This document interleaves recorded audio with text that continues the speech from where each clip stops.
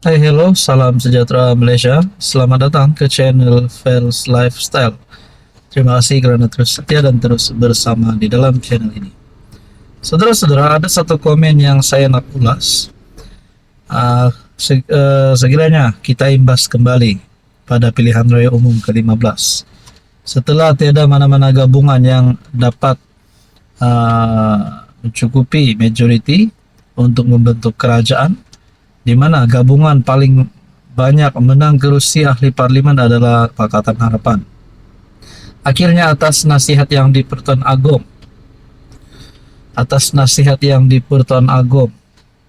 akhirnya terbentuklah kerajaan PHBN.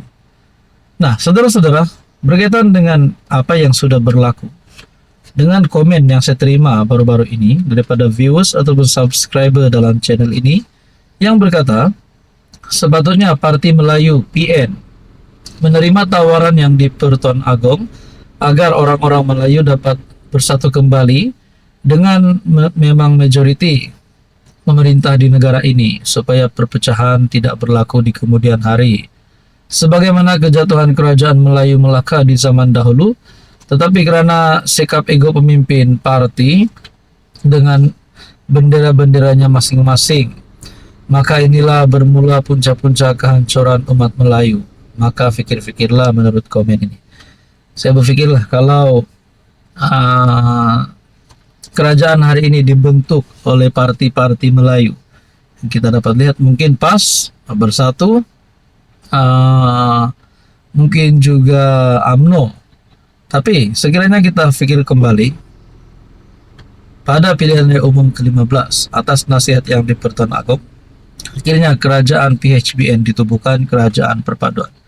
Jadi kalau lepas dan bersatu nak sangat jadi kerajaan ataupun mereka mahu jadi kerajaan, adakah mereka sanggup untuk menyokong Anwar Ibrahim masuk Pakatan Harapan sekiranya DAP keluar daripada PH? Nah, mungkinkah akan ada kerajaan pada masa akan datang?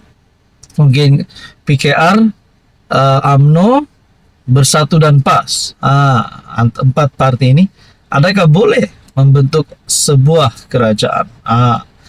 Saya pun tidak tahulah, belum ada kabar angin tentang perkara ini. Tapi mungkin kalau kita hanya nak mempersoalkan, nak buat cerita, nak tanya ataupun cadangan, lebih kepada cadangan, mungkin boleh juga parti PKR, UMNO, PAS dan Bersatu membentuk kerajaan. Nah, mungkin perkara itu tidak mustahil untuk berlaku. Tapi untuk masa terdekat ini, saya dapat lihat mungkin belum dapat lagi kerana hubungan di antara UMNO dan PAS tidaklah terlalu baik.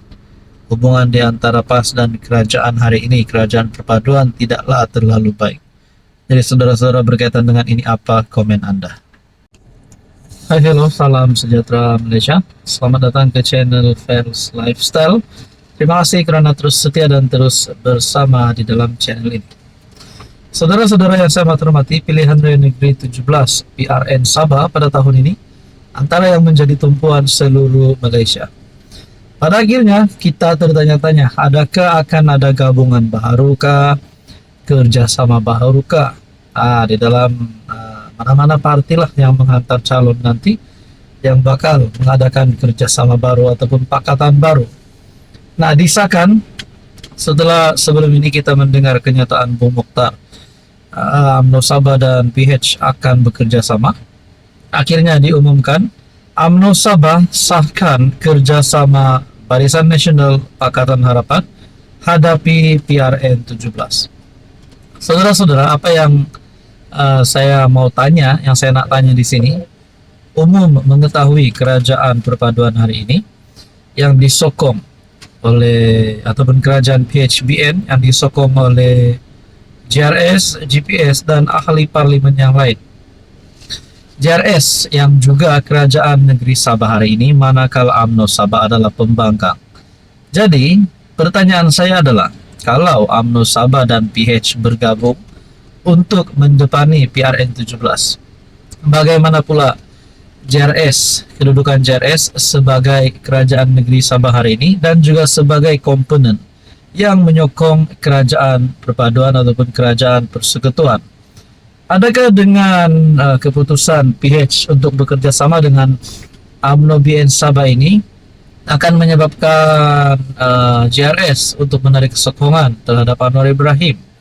Itu menjadi pertanyaan. Nah, di dalam artikel berkata, UMNO Sabah mengesahkan Barisan Nasional di negeri itu akan bekerja sama dengan PH dalam PRN ke-17 yang dijangka berlangsung tidak lama lagi. Sudah pasti ada gesaan daripada netizen, daripada rakyat untuk mengetahui bila tarik pembubaran DUN Sabah dan bila tarik PRN negeri Sabah. Ketua Penerangan UMNO Sabah Suhaimi Nasir berkata, keputusan tersebut dicapai lebih awal dalam pertemuan di Pulau Pinang baru-baru ini. Bagaimanapun Suhaimi yang juga ahli parlimen Libaran berkata, kerjasama antara BN dan PH itu bukan bermakna menutup pintu rundingan dengan parti tempatan lain. Sebenarnya keputusan kita mengenai kerjasama ini, BN dan PH, telah diputuskan dalam retreat kami di Pulau Pinang. Ketua UMNO Sabah Datuk Seri Bung Mokhtar memaklumkan sebelum ini bahwa kerjasama BN PH itu adalah kunci, tetapi tidak menutup kepada parti-parti lain. Tapi tidaklah terbuka luas kepada semua parti, katanya dalam pertemuan bersama media di KL. Kata Suhaimi, meskipun PH masih berada dalam kerajaan negeri yang diterajui JRS sehingga habis penggal, namun perbincangan setelah ini hanya melibatkan BN dan PH. Sama ada kerajaan JRS PH ini masih mahu terus berunding untuk membentuk pakatan BN PH JRS itu terpulang, tetapi bukan hari inilah. Hari ini kita memang BN PH sahaja. Nah, berkaitan dengan ini saudara-saudara, sudah pasti yang bakal dihantar ataupun disorong menjadi ketua menteri calon bagi gabungan BNPH. Mungkin juga Bung Mokhtar dan mungkin juga Iwan Benedik sebagai pengurus PH Sabah. Jadi saudara-saudara, Anda rasa siapa yang layak dan apa komen Anda? Halo semua, salam sejahtera Malaysia. Selamat datang ke channel Fels Lifestyle. Terima kasih kerana terus setia dan terus bersama di dalam channel ini. Ada satu pertanyaan, Rafizi letak jawatankah ataupun tidak? Nah, saudara-saudara, tidak pasti kalau ada berita yang menyatakan Rafizi Ramli letak jawatan ataupun dipecat dan sebagainya.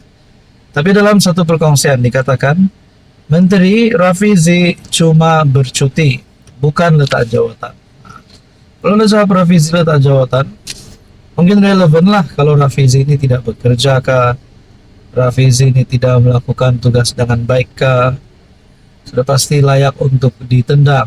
Tapi kalau beliau tidak melakukan apa-apa kesalahan dan bekerja dengan baik, kenapa nak pecat dan kenapa nak tendangkan? Begitu juga kepada menteri-menteri yang lain. Tapi berbalik kepada soalan ini, Rafizi cuma bercuti bukan letak jawatan. Menteri Ekonomi Rafizi Ramli sedang bercuti, kata seorang menteri kabinet, susulan kabar angin yang mendakwa timbalan Presiden PKR itu telah meletakkan jawatan dalam pekerjaan dalam kerajaan. Perdana Menteri Anwar Ibrahim memaklumkan bahawa mesyuarat kabinet hari ini bahawa Rafizi sedang cuti beberapa hari. Tiada peletakan jawatan berlaku dan kabar angin ini sama sekali tidak benar, kata Menteri berkenaan kepada Malaysia Kini dengan syarat namanya tidak didedahkan. Keresahan mula timbul di kalangan pemimpin parti susulan keputusan pemilihan cabang yang menyaksikan beberapa sekutu rapat Rafizi tersingkir dalam isyarat laluan getir buatnya dalam mempertahankan jawatan nombor 2 PKR dalam pemilihan kepimpinan pusat bulan depan. Mungkinkah setelah beberapa geng-geng Rafizi kalah pada pemilihan cabang PKR baru-baru ini membuatkan beliau relevan untuk dipecat? Nah, saya rasa jawapannya adalah tidak, kerana Anwar sendiri sahkan Rafizi sedang bercuti. Malaysia Kini sedang berusaha menghubungi Rafizi bagi mendapatkan respon.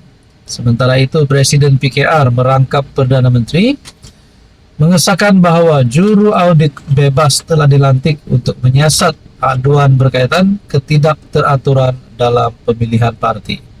Ada aduan dibuat kita ambil maklum dan sekarang juru audit antara bangsa sedang menyemak aduan.